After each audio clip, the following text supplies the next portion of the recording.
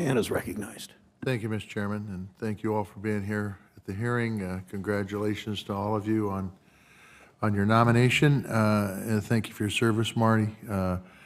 Travis and Jonathan, thank you for coming in to my hideaway and having a nice visit.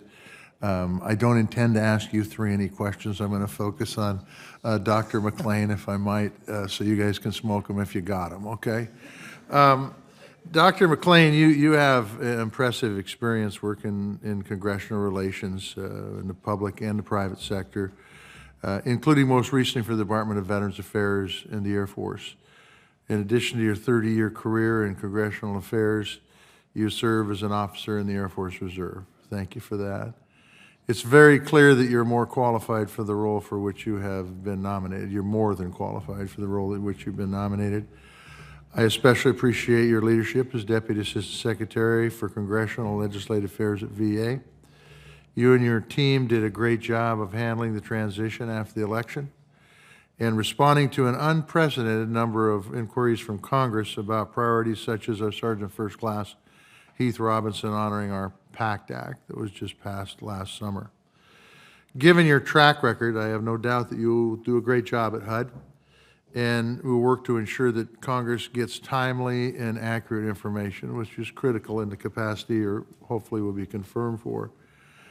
But if confirmed, can you tell me in this job, what are going to be your top priorities? Thank you, Senator Tester. One of the things that I've learned over the course of my last 30 years, regardless of whether it's in a congressional affairs organization or in an international affairs organization, is really focusing on, one, my staff, understanding, if confirmed, what the needs are of the congressional and intergovernmental relations team so that they are empowered to be able to go forth and do their job, and that I'm there as a resource for them. My second priority is ensuring that there is a consistent flow of information to and from not just Congress, but also our state and local leaders, because through that partnership, that really allows us to be able, at HUD, if confirmed, to be able to understand what the constituents' needs are and address them, because through those needs, that allows us to make more informed policy decisions. And thirdly, it confirmed really understanding what the capacity needs are, not just from a physical perspective, growing the number of full-time employee equivalents, but really understanding what the additional physical needs are of the team. Because again, if people are empowered, they have the resources to be able to do their jobs, that allows us to be able to serve the American public. Thank you for that answer. What lessons will you bring from your career in the Air Force? Wow. I would say three things, and then I'll expand upon them. Humble, credible, and approachable. Being humble enough to admit when you're wrong and you make a mistake, doesn't matter where you're at. Credible, taking the time that if you don't know something, go learn it, whether it's from the person that is the correspondence clerk to the person who is your general counsel. Everyone has something to learn and something to give to all of us. And last but not least, Senator, being approachable. Being approachable to me means having an open door policy, to be willing to listen, whether it's something related directly to what's going on, the hot topic for that moment, or whether that's something that's important to that individual.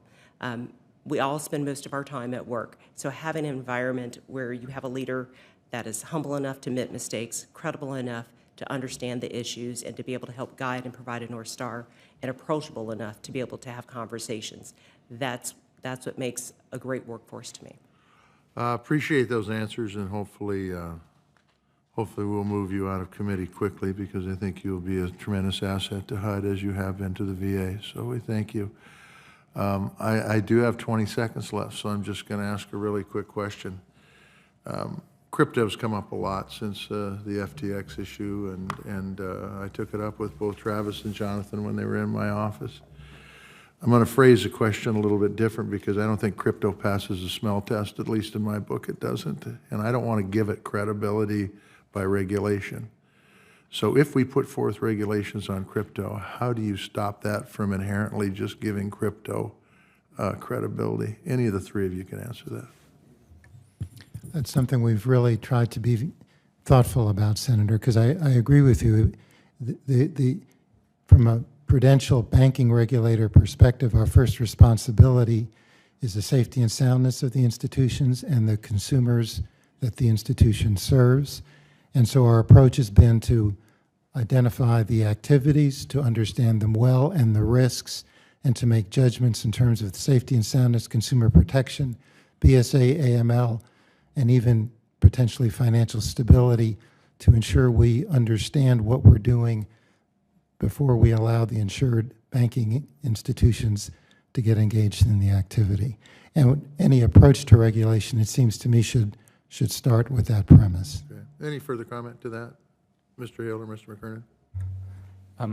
I would just agree that I think from the FDIC's perspective, the focus is on the safety and soundness and of the institutions that the FDIC oversees and ensuring that they're acting in compliance with all laws and regulations.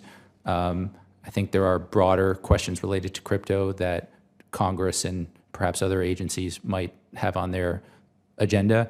But I think from the banking regulator's perspective, it's really just about safety and soundness and the core risks to the banking system. Jonathan? I thought Chairman and Travis put it very well. I would just echo, amplify the importance that any activity, including any crypto activity, has to be done in a safe and sound manner. Thanks. I look forward to supporting all four of you. Thank you.